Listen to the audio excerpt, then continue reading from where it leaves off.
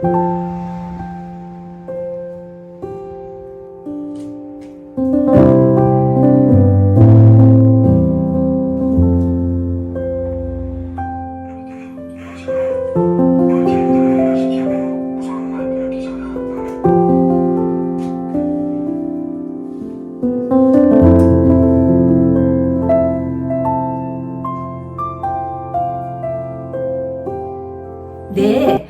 그렇다면 이곳 무코에서 네.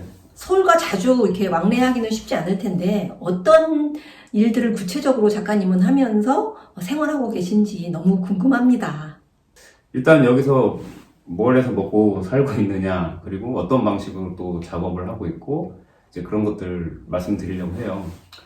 일단은 이걸 말씀드리기 전에 저의 성향에 대해서 살짝 말씀드리면 좋을 것 같은데, 저는, 이제 그림책, 그러니까 그림을 많이 그리기보다는 사실 아르바이트를 좀 젊었을 때 많이 했어요.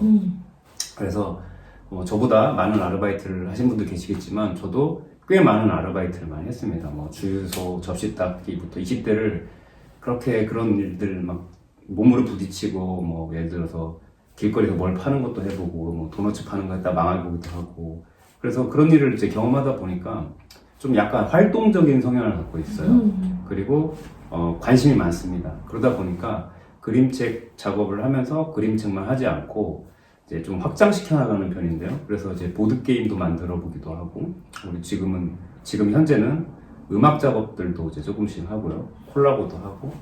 그래서 제가 재밌는 거를 그림책이랑 이렇게 결합을 시켜서 확장해 나가고 있어요. 그래서 사실 예전에는 이제 신인 때는 사실은 일이 들어왔으면 좋겠다. 그래서 이제 그림 그리고 그런 데에 이제 집중을 했다면, 지금은 이제 제가 좀 창작을 스스로 기획을 좀 하는 편인 것 같아요. 기획. 그래서 단순히 그림만 그리는 게 아니라 이제 그림 그리다가 보드게임도 만들고 음악도 만들다가 기획도 하고 이렇게 좀 넓혀 나가고 있어요. 그래서 좀 더 그 독자분들이 그림책을 좀 다양하고 재밌게 즐길 수 있도록, 그래서 지금은 여기서 이제 그런 식으로 만들어서 제가 기획을 해서 출판사 이제 편집자분께 이렇게 제안을 드리기도 하고, 그런 식으로 해서 이제 만들어 가고, 그리고 여기에 있으면서 제가 지금 이 공간이 2층입니다. 제가 살고 있는 공간이에요. 네. 그래서 여기는 사실 반은 공개하고 반은 저의 어떤 은밀한 공간이죠. 그래서 여기 있는 지금 그림체 식당이잖아요. 그래서 이곳에서 식사를 또 제가 만들어 드리고, 직접 작가님이 네네네. 식사를 준비해 주시고. 네, 밥을 해서 안전밥솥으로. 네. 그리고 그림책도 만드는 수업을 합니다. 그래서 또 이런 게 중요하죠. 뭐냐면은 제 본업은 그림책 작가인데 그걸 매일 하면 안 되잖아요. 그렇죠. 그래서 정했어요, 시간 구분을. 그래서 주말에만 예약제로 해서 예약을 하신 분에게만 집중해서 이렇게 식사나 이제 원하시는 그렇게 해드리고, 그리고 이제 또 제가 심리 자격증을 땄어요. 예, 아동 심리 네네네. 자격증. 네네. 그래서 아동 심리사. 네, 아동 심리상가 아무튼 네. 그래서 그 자격증을 땄는데 좀 심리에 관심이 많아요. 또 확장시키고 있죠, 저도 모르게. 그래서 그림책을 아이들이 만들고 나면, 꼭 아이만 하는 건 아니지만 만들고 나면 그거를 제가 찍어요. 그래서 낭독하는 걸 찍고, 그리고 그거를 제가 좀 전문가는 아니지만 제 시각에서 봤을 때 아이의 마음은 이럴 것 같다라고 이제 제가 분석을 해요. 그래서 색깔이나 그림을 왜 이렇게 그렸으며, 그래서 그걸 영상으로 편집해서 만들어서 부모님에게 드리고. 편집까지 해서 드리는 거예요? 네네네, 힘들어요. 네. 먹고 살기 위해서 이렇게 많은 것들을 합니다. 그래서 사실 좋아서 하는 거죠. 그래서 그렇게 드리고, 또 부모님은 그 아이의 어떤 또 마음을 그림책으로 인해서 알게 되니까 또 좋아하시고, 그래서 허락을 구해서 오케이 하면은 이제 저의 그림책당 유튜브에다가 그걸 이제 올리죠. 네. 그렇게 해서 이제 근근히 그거 하면서, 그리고 또 하나 더 게스트하우스도 하고 있습니다. 저희 게스트하우스에서 주무셨어요. 어떠셨나요? 너무 쾌적하고 정말 색다른 경험이었어요. 작가의 작업실에서 하룻밤을 묵는다는 게 이렇게 쉬운 일은 아니거든요. 그렇게 자신의 공간을 열어주는 작가님들도 지금까지 없었고요. 네. 와, 근데 너무나 편안해서 네. 정말 좋았습니다. 감사합니다. 근데 이제 여름에는 좀 시골이다 보니까 벌레가 좀 가끔 이렇게 지나다니고 그래서 좀 놀라시긴 하는데 약이랑 다 준비가 돼 있어서, 네.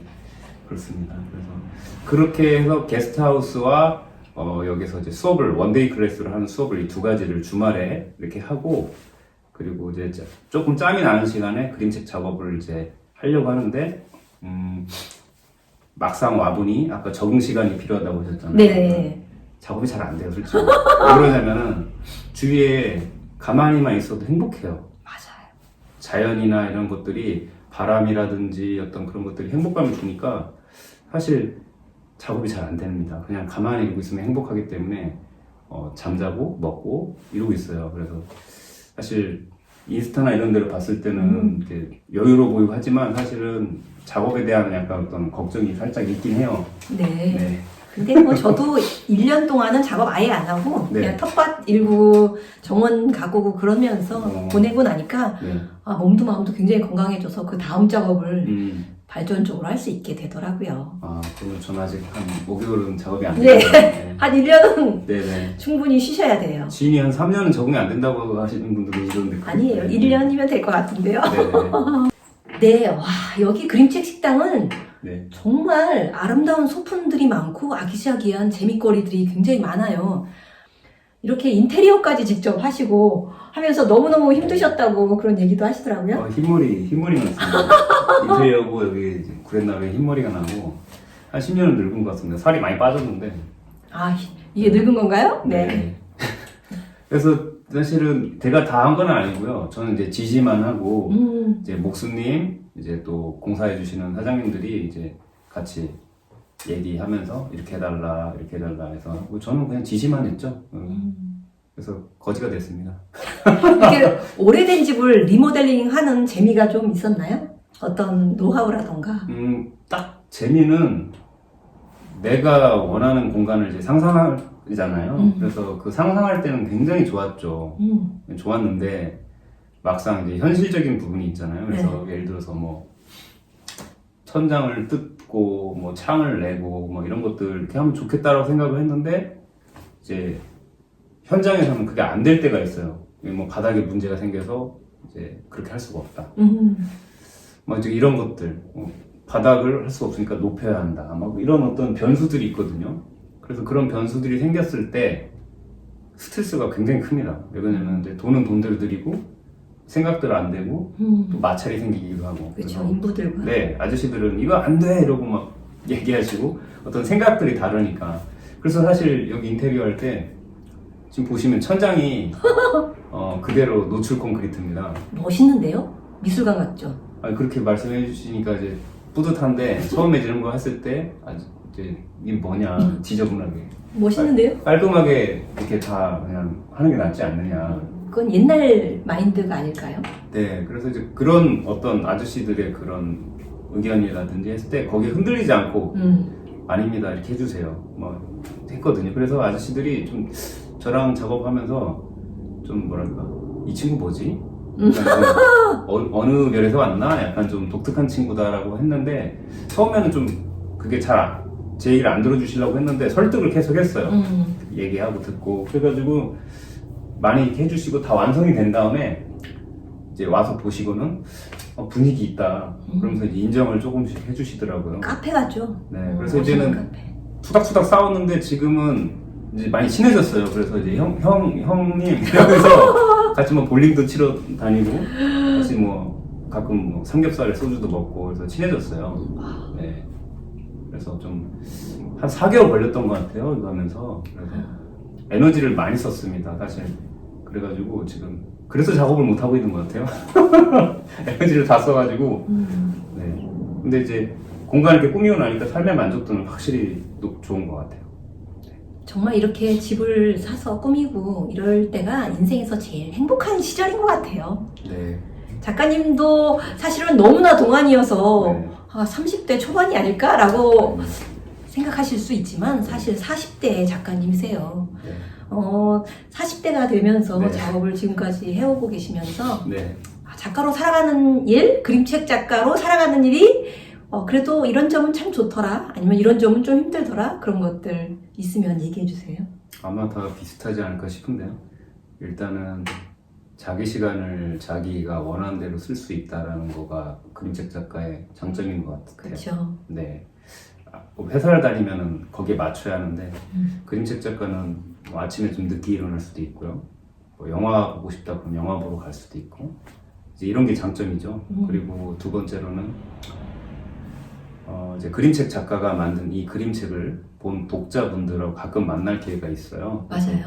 초등학교라든지 갔을 때 이 제가 만든 책이 독자분들에게 어떤 뭐랄까 마음을 울리기도 하고 또 영향을 주기도 했을 때 어떤 사명감 같은 것들이 있어요. 그래서 뭐 유기견에 관한 그림책들을 이렇게 만들었을 때 초등학교 친구들이 그걸 보고 어떤 유기견에 관해서 활동을 한다든지 영향을 받았다 뭐 이런 얘기 들었을 때 그런 것들이 또 장점이고 또 어떤 작가로서 그러니까 직업으로서의 만족도는 굉장히 높습니다. 맞아요. 그러니까 돈을 떠나서 돈은 솔직히 말씀드리면은 진짜 소수 몇 분들 제외하고는 그렇게 풍족하거나 그러진 않아요. 그래서 사실 노력을 더 많이 해야 하는데 돈을 떠나서 일단은 그런 정신적으로 내가 어떤 갖고 있는 직업에 대한 만족도는 굉장히 높습니다. 그래서 자존감 맞아요. 그런 건 높은 편인 것 같아요. 다른 일보다. 항상 즐겁지만은 않습니다. 네, 어떤 점이? 지금 이제 좋은 점은 말씀드렸고 이게 방송이 나가게 되면 그림책 작가는 항상 행복하고 자유롭고 막 이렇게 하지만 그거는 사실 되게 작은 일부입니다. 한 몇 프로 될까요? 100%가 있으면은 그렇게 지내는 게 한 뭐 10%도 되기 어렵겠죠? 네, 그런 시간은 한 10% 정도 되고요. 나머지 시간은 이제 단점에 대해서 솔직히 말씀드리면 누가 관리를 안 해주거든요. 맞아요. 어떻게 보면은 자기 스스로 다 해야 돼요. 그러니까 자기가 사장님이면서 자기가 청소부고 자기가 또 해야 할 것들을 스스로 다 해야 하기 때문에 자기 관리가 필수예요. 그래서 그렇죠. 그림을 잘 그리고 어떤 그런 능력도 중요하지만은 그게 저는 40% 보고요. 나머지 60은 자기 관리를 잘 해야 합니다. 왜 그러냐면은 그림책 작가는 오래 가야잖아요. 네. 작품을 계속 꾸준히 내줘야 하는데 그러려면 몸도 건강해야 하고 맞아요. 마음도 건강을 해야 돼요. 마음도 네. 건강. 특히 이 몸이나 마음이 아프게 되면은 작품에 굉장히 영향을 미치게 됩니다. 그래서 그런 관리를 스스로 해야 하는데 이게 하다 보면 잘 안 돼요, 솔직히. 그래서 그렇게 되면 어떤 현상이 발생하냐면은 제가 직접 겪은 일인데 쉬지를 못해요. 무슨 얘기냐면 뭐 아무것도 안 하고 쉰다고 방에 있지만은 그게 쉬는 게 아니에요. 머릿속에서는 자꾸 아이디어라든지 막 뭘 해야 한다는 어떤 그런 생각으로 인해서 계속 일을 하게 되는 거예요. 그러면 차라리 직장을 다니면 주말에 쉬잖아요. 그렇죠. 그러면 완전히 내려놓고 쉬거든요. 제대로 쉬거든요. 근데 작가가 자기 관리를 잘 못하게 시간 관리를 못하게 되면 계속 일하게 됩니다. 그렇죠. 365일 내내. 네. 압박하면 시달리면서. 네. 그러면은 점점 막 타들어가요.